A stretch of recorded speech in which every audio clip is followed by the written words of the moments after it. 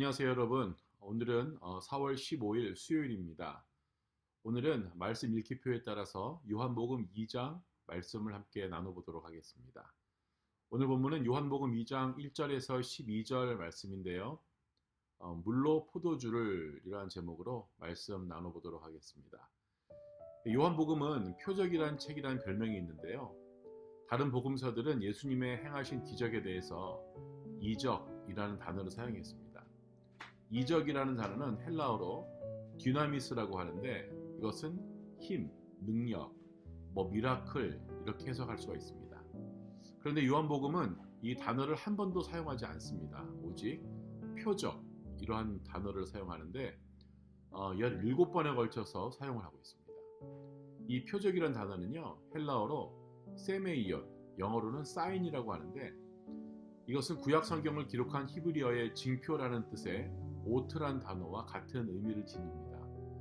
그렇기 때문에 요한이 이적이라는 단어를 사용하지 않고 표적이라는 단어를 사용한 이유는 이적과 기사 자체의 의미를 부여하지 않고 그 표적이 나타내는 어떤 것, 즉 예수님께서 어떤 분이냐라는 그러한 수단으로 인식하고 있다는 거죠. 요한은 7가지의 표적으로 예수님을 드러내려고 하고 있습니다.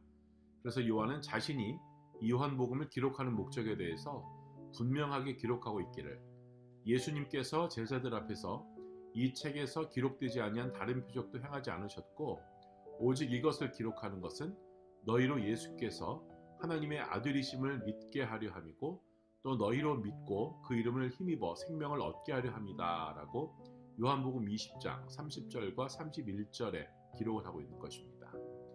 이 표적들 가운데 첫 번째가 오늘 우리가 읽은 본문인데요. 본문의 이야기는 다들 잘 알고 있는 내용입니다. 가나 혼인잔치집에서 벌어진 물로 포도주를 만드는 사건입니다. 이 이야기의 대략은 이렇죠. 예수님과 그의 제자들이 이미 예수님의 어머니가 참석하고 계셨던 혼인집에 손님으로 청함을 받아서 갔습니다. 그러던 중 잔치에 포도주가 떨어졌고 이 일로 인해서 예수님의 어머니는 예수님께 포도주가 떨어졌다고 말씀을 하셨습니다. 이렇게 말씀하신 것은 이 일에 대해서 예수님께서 어떠한 대책을 세우기를 원하셨기 때문입니다. 이에 대해서 예수님은 여자여 나와 무슨 상관이 있나이까 내 때가 아직 이르지 아니하였나이다 라고 말씀하셨습니다. 이 말을 들은 예수님의 어머니는 그 집의 하인들을 불러서 예수님께 이끌고 예수님이 무슨 말씀을 하시든지 그대로 하라고 시키고 가셨습니다. 예수님은 그 하인들에게 말하기를 유대인들의 결례를 위해 물이 2-3통 드는 돌로 된 항아리 6에다가 물을 갖다 채우라고 하셨고 이에 하인들이 순종하면서 물을 채웠습니다. 그리고 난 후에 하인들에게 이르기를 그 통에 물을 떠서 연회장에게 갖다 주라고 명하셨습니다. 이에 하인들이 물을 떠다 주었고 연회장은 물로 된 포도주를 맛보았습니다. 그리고 난 후에 그가 말하기를 다른 집들은 처음에 좋은 포도주를 주고 취한 후에 질이 낮은 포도주를 주거늘 지금까지 좋은 포도주를 두었다고 칭찬을 하죠. 이 일로 인해서 예수님을 따라갔던 제자들이 예수님을 믿었다라고 말씀하고 있습니다. 이렇게 놀라운 이야기를 통해서 요한은 예수님에 대해서 여러 가지 말씀을 하고 있습니다. 먼저 예수님이 처음 표적을 가나 혼인잔치에서 벌이신 이유가 있다라는 거죠. 그것은 먼저 예수님은 이 땅에 우리의 신랑으로 오셨다는 표적이라는 겁니다. 이 말의 의미를 알려면 유대 결혼 문화를 먼저 알아야 되는데요. 설명을 좀 해드리겠습니다. 유대인들은 아이가 어릴 적에 남녀 아이들의 부모가 결혼시키기로 약속을 한다고 합니다. 이렇게 정혼한 아이들이 성장을 하면 신랑이 될 사람이 잔치할 돈을 가지고 여인의 집으로 갑니다. 신랑이 될 사람이 가져온 돈으로 여인의 집에서는 며칠간 잔치가 벌어지게 되는데요. 이때 여인의 아버지는 동네 사람들을 불러서 잔치를 벌이면서 신랑이 될 사람에게 술도 먹여보고 지식도 알아보고 성격도 알아봅니다. 그러는 사이에 여인은 집안에서 신랑감의 행동을 유심히 지켜보게 됩니다. 그러다가 마지막 날이 되면 여인은 자리에 앉고 신랑이 될 사람이 잔을 여인에게 주고 그 잔에 포도주를 따라줍니다.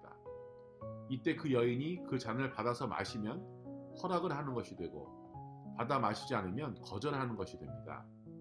이러한 과정 속에서 여인이 신랑 될 이의 잔을 받아 마시면 신랑 될 사람이 여인에게 내가 처소를 예비하고 다시 오겠다라고 말을 하고 집으로 돌아가죠.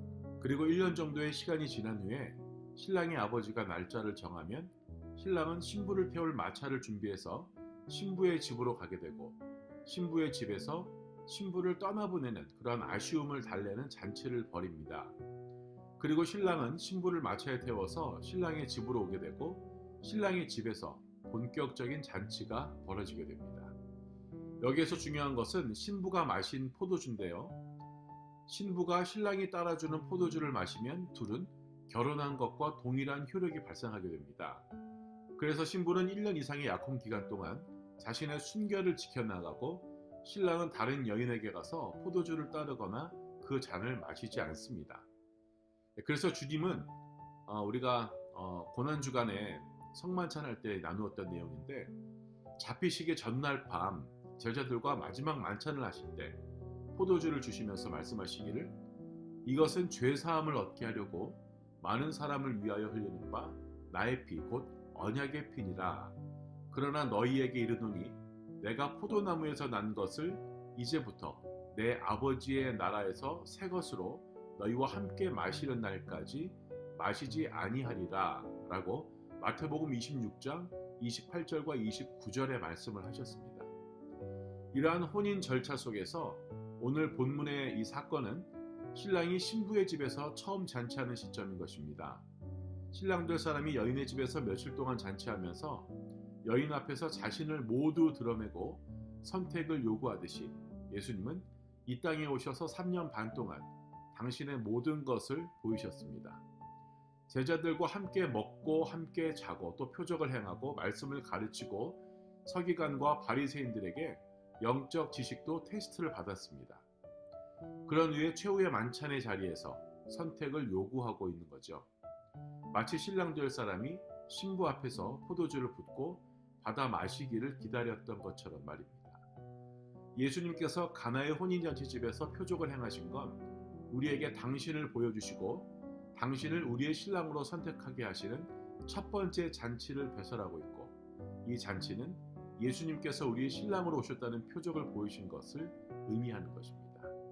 여러분, 그 잔을 여러분들은 마시겠습니까? 마시지 않겠습니까? 이 표적을 통해서 주님께서 하시고자 한 것은 자신을 믿게 하려는 것이었습니다. 지금도 예수님은 우리의 삶과 신앙 속에서 많은 표적을 주고 계십니다. 그런데 이 표적을 통해서 주님께서 우리에게 원하시는 게 있는데요. 그것은 이 일을 이루시니가 예수님이라는 사실을 믿고 구원을 얻게 하시려는 겁니다. 그러므로 우리들은 기적 자체만을 구하는 기적적인 신앙인이 아니라 예수님께서 우리의 삶 속에서 벌이시는 기적을 통해 말씀하시고자 하는 표적, 즉 예수님께서 우리를 구원해 주시는 구세주임을 믿게 하려는 것임을 알고 신앙 속에서 벌어지는 수많은 응답과 역사를 통해 온전히 주님을 믿고 따르는 그러한 우리 모든 KYM이 되어지기를 주님의 이름으로 축복합니다. 기도하겠습니다. 하나님, 오늘 요한복음 2장의 말씀을 중심으로 가나안 혼인잔치의 비유를 통해 주님이 말씀하여 주시는 것을 함께 알아가기를 소원합니다. 우리를 신부로 맡기를 원하시는, 우리를 주님의 곁으로 인도하여 주시기를 원하시는, 우리가 예수님을 믿기를 원하시는 그러한 예수님의 마음을 알고 우리가 주님의 마음을 헤아리며 살아가기를 소원합니다. 부족합니다. 연약합니다. 하지만 주님, 주님의 그 신실함 가운데 주님의 그 인도하심을 받는 우리 모든 KYM이 되어지게 하여 주시옵소서. 감사하며 오늘 하루도 주 앞에 의탁하고 모든 것을 맡기기를 소원하며 살아계신 예수님 이름으로